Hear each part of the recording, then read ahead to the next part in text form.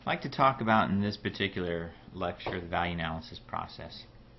The thing that's very nice about the value analysis process is it's exactly what it sounds like. You're essentially analyzing values.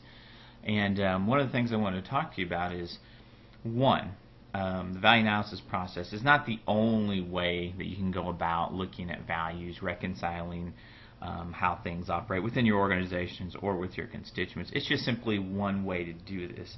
It's one explicit process. Now, what I'm really trying to get across here is that if you have some sort of clearly articulated decision-making process in place, then that allows you to do a couple of different things. One, practically speaking, it insulates you from all kinds of people that are questioning not only the decision you made, the impact it's going to have on programs or constituents, but also you as an individual and then impugning your specific character. Two, if you have this thing out there and while you're being insulated, if you use this clearly articulated process, there's a sense of transparency that allows people outside your organization to see how you do things. It also provides consistency. And in this day and age of media scrutiny on sport organizations, if nothing else, it's really, really nice to have that transparency. That's one of the things that I think we spoke about before, is that when they were hiring the new coach at Penn State University for the football program to replace Joe Paterno, there was this big uproar about who was hired and all that kind of stuff. And it wasn't necessarily that Coach O'Brien was a bad choice or a bad candidate. It was simply that a lot of people didn't feel like they were included in the process, and that one interim athletic director went out and made a hire that he thought was right. And so again, just having a process that's available so that people can see what it is that you're doing. This particular value analysis process, it's a dynamic process. Basically what you're doing is that you look at a potential conflict that has some sort of ethical dimension to it, and you clearly articulate what the values are, and then you're able to use a model that helps you make the appropriate decision. Now, when you're looking at stakeholders and deciding what values are present in a situation, this whole thing, like I said, is subject to change. It has the ability to not only evolve, but evolve very rapidly. And if you look at something like the Duke lacrosse scandal a couple years ago with the lacrosse team and the allegations of rape and sexual assault and that kind of thing, it almost seemed minute by minute, hour by hour, there were new pieces and bits of information, and things were changing somewhat. And so that's something to keep in mind when we're looking at the value analysis process. It is very, very dynamic. It does have fluidity to it, and there's a sense of change within the whole process. Now, just kind of to explicate some of the building blocks, as it were, component parts of the analysis process. Simply, the first thing is, what's a value? And a value is just something that is desirable, correct, and good. It's worth striving for within a particular group, culture, organization, something like that. And or as I say there, it's something we believe in, something that we attach importance to.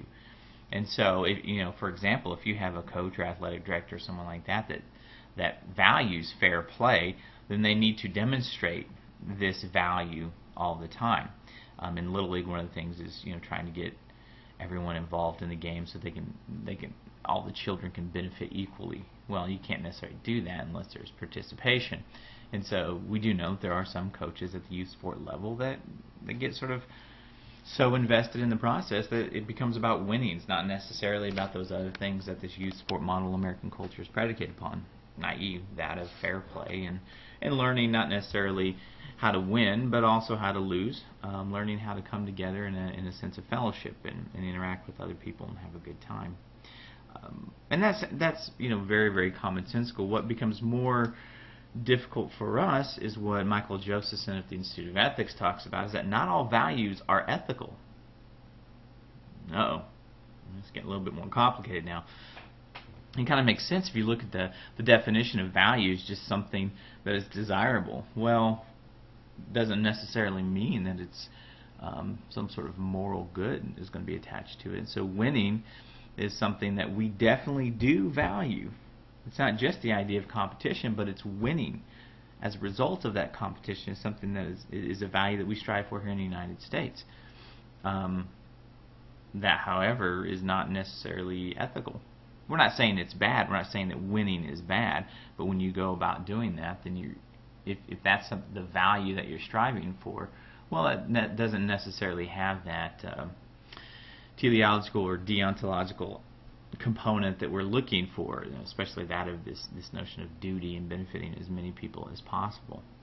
And so we can start to amalgamate our understanding of value with this notion of an interest, which is basically what it sounds like. You're looking out for your own interest. You're looking out for your own benefit.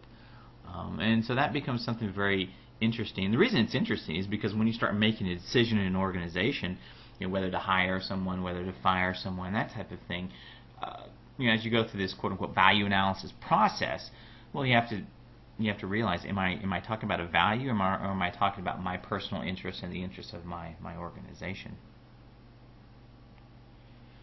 Well, as with any social science, and we start thinking about philosophy, and getting into the critical thinking aspect of everything, it's obviously more complicated than we first think. And so when we start looking at all the different types of ethical values, three major kinds, and it's not too difficult, because an ethical value is something that's rooted in some sort of behavioral aspect with a sense of morality, right and wrong, that's going to be attached to it. And this is this notion of, for example, of sportsmanship, something that we promote and stress in all levels of sport. And then unethical values, obviously the opposite. And it's this sort of, you have a goal, something is valuable to you, but you sort of disregard the right, proper way of going about and securing that.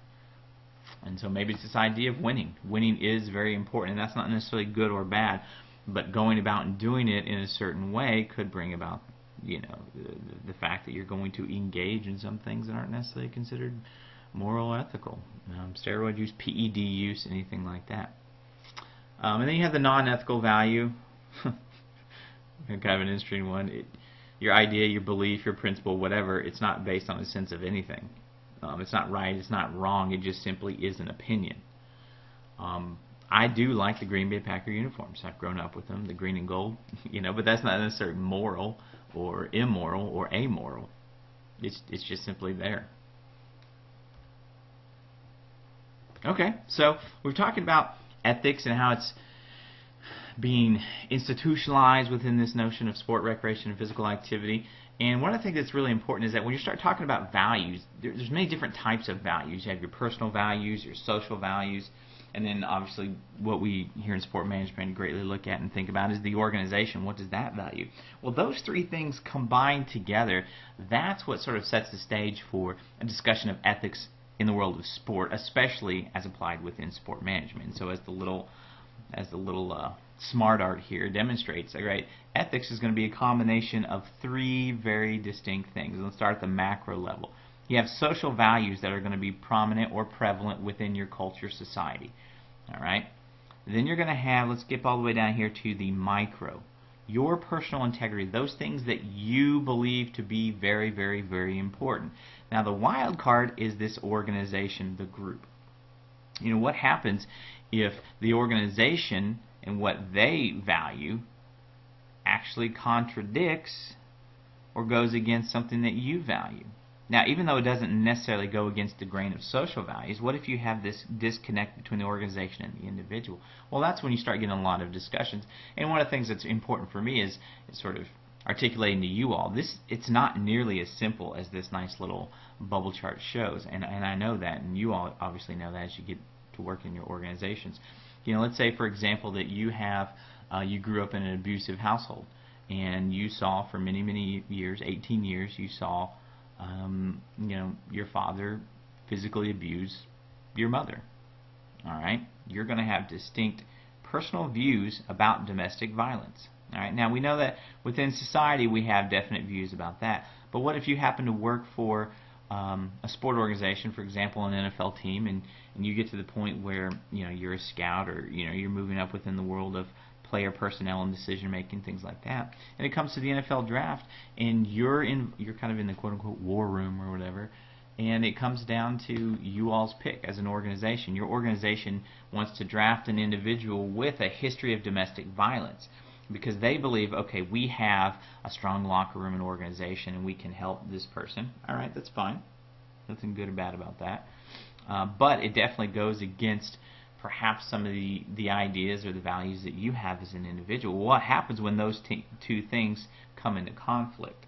Are you going to give up your lifelong career, the thing you've been striving for, because the organization doesn't agree with you? That's a decision that each individual has to make. But what we're trying to illustrate here with not only the bubble art or the smart art and the example is just that it really is a lot more complicated than it looks. Why do you do what you do? Okay, this is kind of the age-old question. Good sports makes for good business. All right, is that ethical? I don't know. There's a couple different ways to look at it. If you're cynical, then you're just doing it for good PR. That means you're not really truly invested in the process, and intent really is important. Someone who's a little bit more practical might be like, well, it doesn't necessarily matter why I'm doing it. The fact is, both myself and the organization are a sum of our actions and activities. So if we're doing good things in the community, then we are obviously ethical, and we're playing by the rules, and we're engaged in some of those CSR initiatives, etc. Well, Michael Josephson, again, basically talks about the rationalizations for engaging or not engaging in ethical behavior. And it's very, very commonsensical, because prudence, basically, it's smart to be ethical. All right, you play by the rules of the NCAA. You report any acts of non-compliance, because, practically speaking, if you don't, you could be punished, and you don't necessarily want that on your athletic department. Now, the virtuous path is one that says, look, this is the right thing that you should be doing. If you do not take the quote-unquote moral high road, then that's going to taint everything that you, the individuals, and the organization as a whole do. And if our duty, again, going back to teleologies and deontologies, our duty is to maximize the welfare of humanity, then we want to make sure that we're doing the right thing. Well, obviously, a convergence of these two is essentially what you're going to be dealing with. When and how to do things, and how it's going to impact what you do as an organization, what you do as an individual. All right. So we've talked about values. We've talked about the different types of values, different ways of looking at and understanding values. And the reason we were talking about that or engaging in that discussion is because we were going to examine the value analysis as a process for making decisions. All right, there is the process. 6 steps, relatively easy steps to kind of go through. Define the issue and identify the stakeholders. Then you determine those stakeholders' interests. You're identifying the relevant values that impact the issue. You're going to kind of sit down and determine which of these values or interests, whichever you're looking at. Again, make sure that you differentiate between those two. Which of these things are in conflict. And then the thing that's kind of nice is you're going to apply a model that helps you weigh the values and the interests that are conflicting. And so when you resolve the conflict using this model, then it helps to divorce you from the decision-making process, takes the emotion out of it somewhat, because this model, which is developed by people within ethics and philosophy, has arranged all these values or interests in a way so that you can compare and contrast. So it's not necessarily you are the person that's suspending the coach or the player or disassociating with the booster. It's the right thing to do, and this process has helped you do that. There's a couple different ways that you could go about applying this process. Now, before I give an example of how you might go about using the process, there's a few more things that we'd like to talk about. One is that these models, again, like I said before, what they do is they allow us, it gives us a little bit of help when making a decision. Now, I've included 2 models within this presentation. There are hundreds of these things. You do not have to use these. I just liked them because they were kind of simple. And then visually speaking, they were very, very different. One's with circles and one's more with squares and hierarchies and things like that. The concentric ring model, well, if you just, they're not terribly creative in the title. Concentric ring model is exactly what it sounds like. A series of concentric rings that, as you start at the core, those core values, these are going to be the things that are very, very important ethically speaking. And then as you move out from that core and go through the periphery and then eventually to the authority values, then you start getting things that are a little bit different. Okay, maybe not quite as important. A little bit more gray area as well.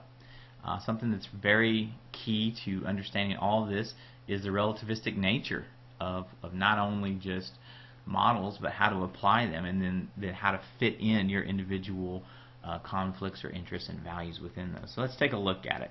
There it is in all its glory. It's very, very simple. Like I said, you have these core values right down here, and these are, I think, again, going to be the things that are dealing with justice, rights, things like that, things that have that deontological sense to them in terms of understanding the utility and maximizing pleasure. And the way that you do that is through the maximization of welfare for everyone.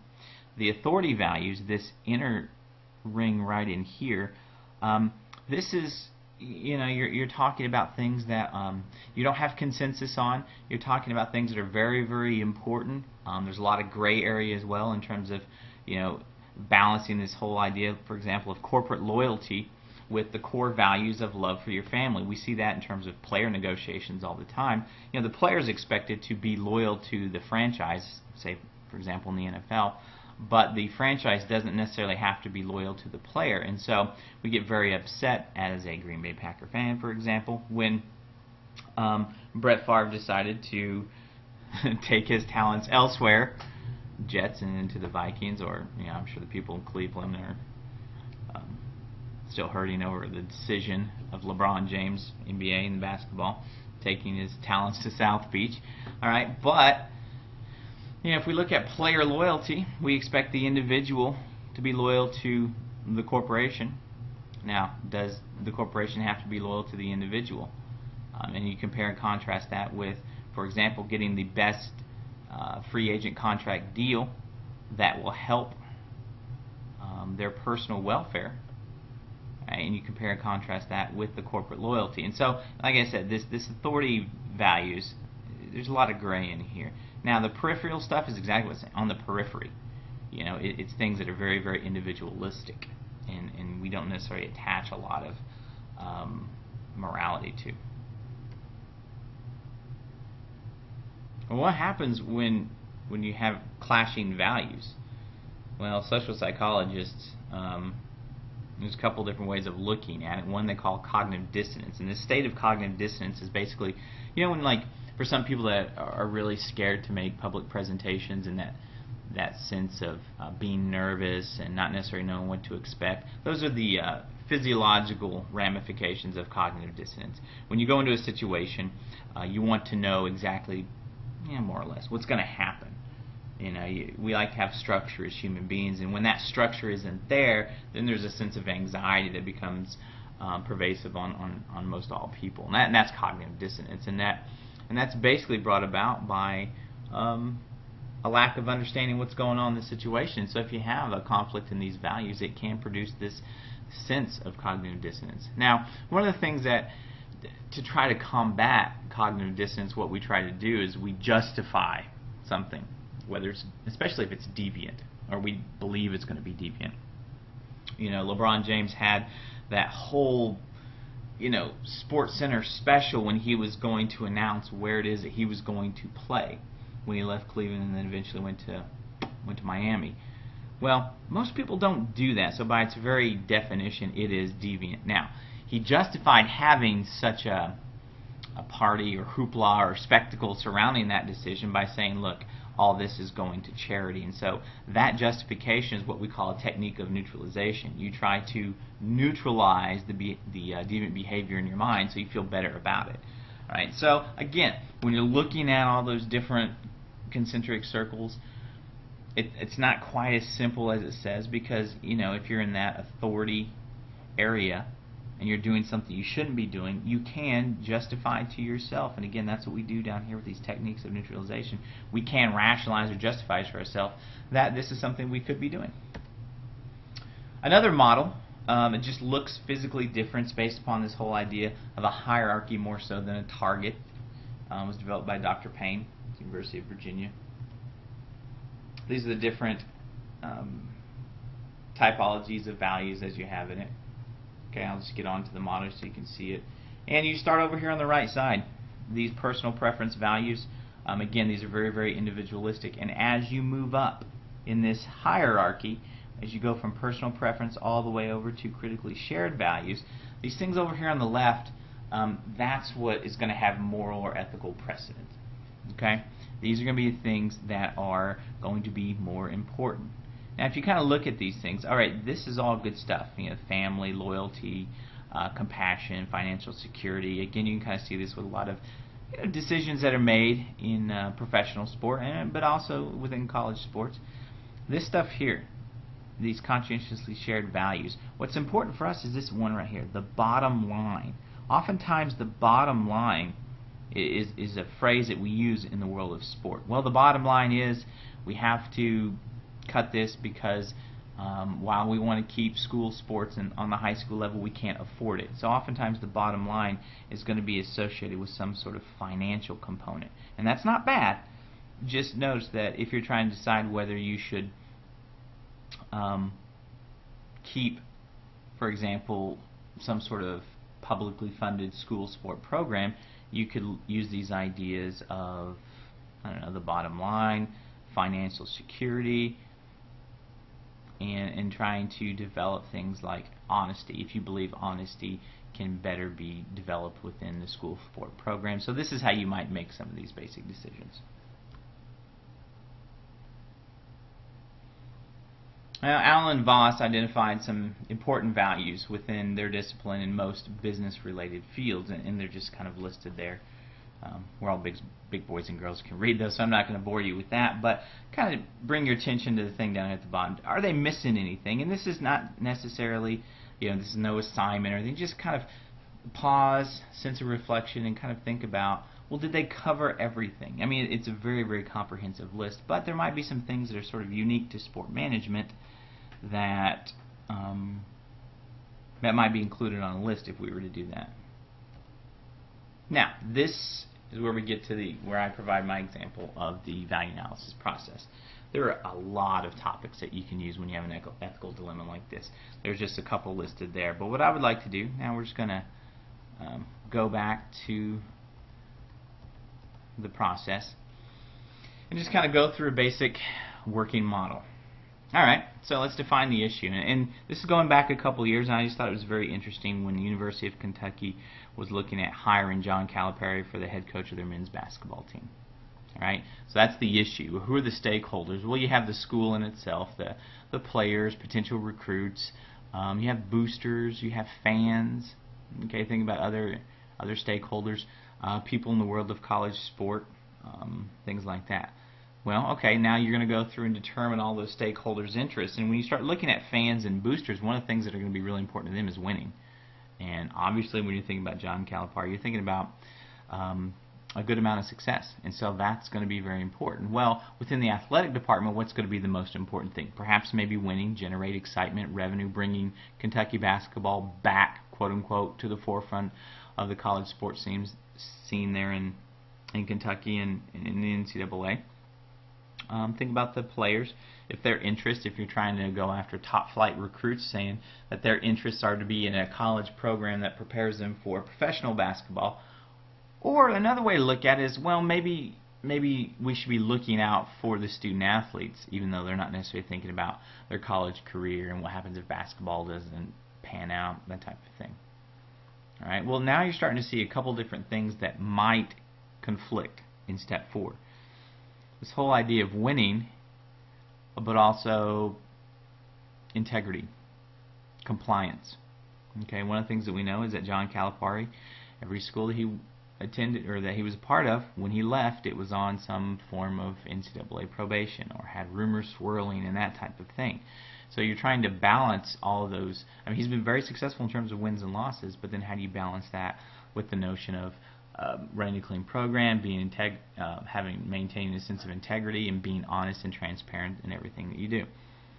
All right. Well, we can apply a model to rank this, and there's a lot of different ones you can do. You can do the concentric, but let's just go back to this one, and let's go back to this notion of, all right, the bottom line is it's about wins. It's about bringing the program back, and that's not a bad thing.